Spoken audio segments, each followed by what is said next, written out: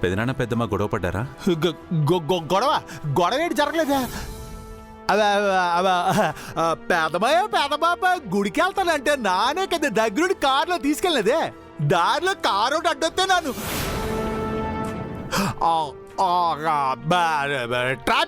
Traffic ఎక్కువగా ఉంటే గుడికి వెళ్ళడం కుదరదని చెప్పేసి నానే సదిసేపు మళ్ళీ తిరిగి ఇంటికి తీసుకొచ్చేసాను బా.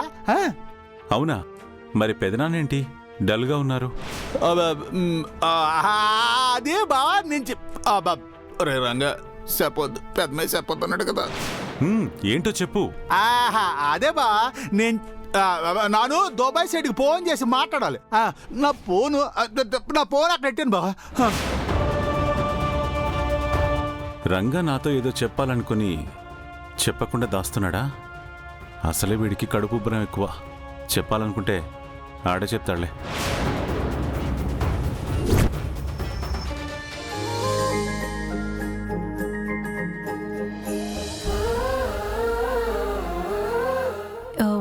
భోజనం టైం అయింది, మీరు వెళ్ళి భోజనం చేయండి. సరే మేడం.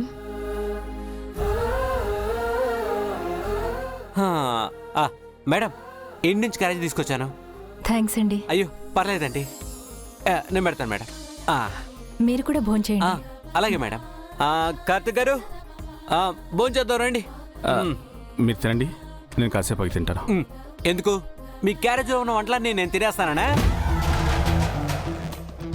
మీరు వంటలు బాగా చేస్తానని చెప్పారు, కనీసం ఒక్కసారి నా స్పెషల్గా ఉండి నా కోసం తీసుకొచ్చారా? ఇవాళ మీ క్యారేజ్ని నేనే ఖాళీ చేస్తాను. మక్కం గారు వద్దు వద్దు ప్లీజ్, నా క్యారేజ్ ఇచ్చి. దోశ అప్పడం వడ కావాలంటే నా క్యారేజ్ మీరు తినండి, మీ క్యారేజ్ మాత్రం నేను తినాల్సిందే. అది కాదండి, నా మాట వినండి. మీకోసం రేపు స్పెషల్గా ఉండి తీసుకొస్తాను. నో, నాకు ఈ క్యారేజే కావాలి.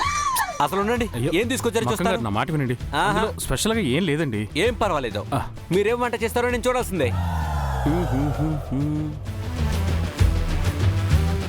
అసలు మీరేం వండారో నా చేతులతో నేను చూడాల్సిందే.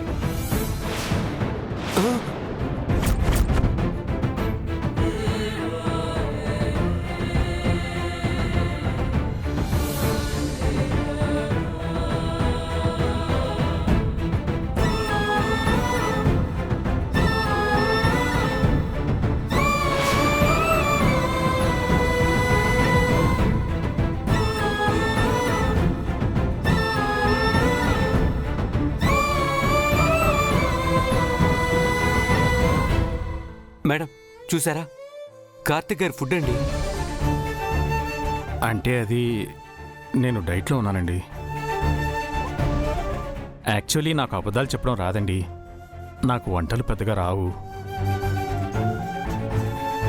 వంటరోని కదా, ఏదో బ్యాచిలర్ వంటకాలతో అడ్జస్ట్ అయిపోతుంటాను.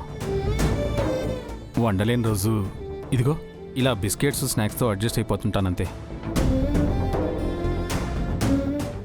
మీరు భలేవారండి కార్తిక్ గారు. మాతో కలిసి భోంచేస్తే షేర్ చేసుకుని తింటాం కదండి. కలిసి పని చేసుకునే వాళ్ళం, ఆ మాత్రం షేర్ చేసుకోకూడదా చెప్పండి? ఒకరికి భారం అవడం నాకు ఇష్టం ఉండదండి. ఒకరోజు 2 రోజులు పెడతారు, ప్రతిరోజు ఎవరు పెడతారండి? మీకు విషయం చెప్పనా మక్కం గారు, ఆడవాళ్ళు మగవాళ్ళ తోడు లేకుండా బతికేస్తారు, కానీ ఆడవాళ్ళ తోడు లేకుండా మగవాడు బతకడం చాలా కష్టం అండి. అమ్మో చెల్లో కట్టుకున్న భార్యో ఎవరో ఒకరుంటేనే మన బతుకులు కరెక్ట్గా ఉంటాయి.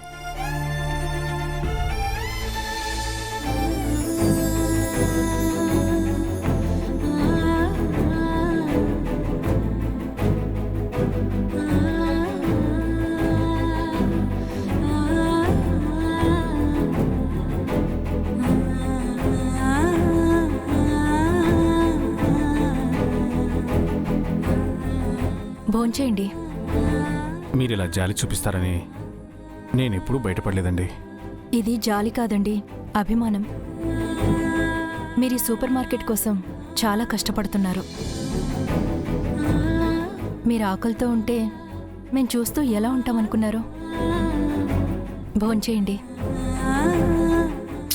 మేడం అలా చెప్తే వినరు, ఇంకా వడ్డించండి. చాలు చాలు, మీరు తినండి. ఏమైంది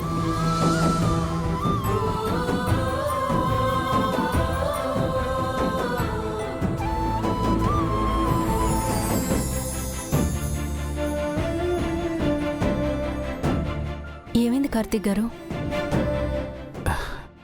ఇంటి భోజనం ఎందుకు ఇంత రుచిగా ఉంటుందో నాకు ఇప్పుడు అర్థమైందండి. ఈ వంటల్లో ఉప్పు కారాలే కాదు, మమకారాలు కూడా కలుస్తాయి. మీరింత అభిమానంగా వడ్డిస్తుంటే కడుపు నిండిపోయినట్టు అనిపిస్తుందండి.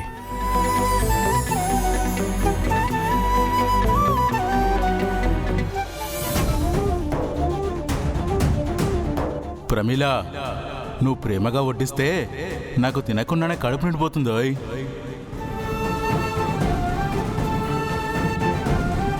మేడం, మీరు కూడా భోంచేయండి.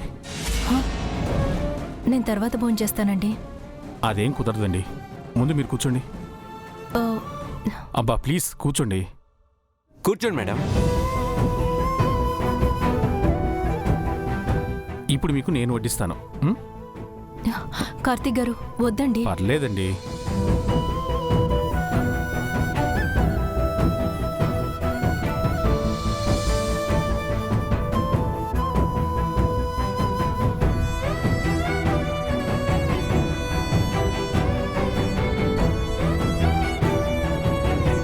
తినండి మేడం.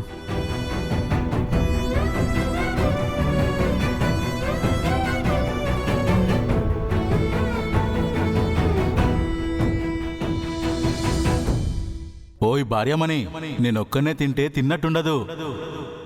నీతో కలిసి తింటేనే తృప్తిగా ఉంటుంది. కూర్చో, నీకు నేను తినిపిస్తాను.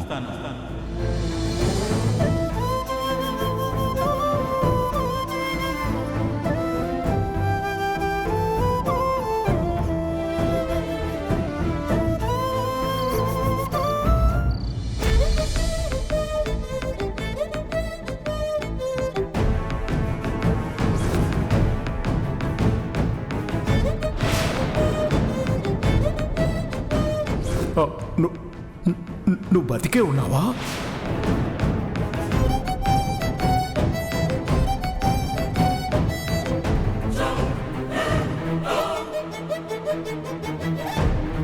ఇన్ని రోజులు నా చెల్లెలు ఈ లోకంలో లేదనే భ్రమలో ఉండిపోయాను. ఇప్పుడు తను బ్రతికుందని తెలిసాక తనని చూడాలనిపిస్తోంది.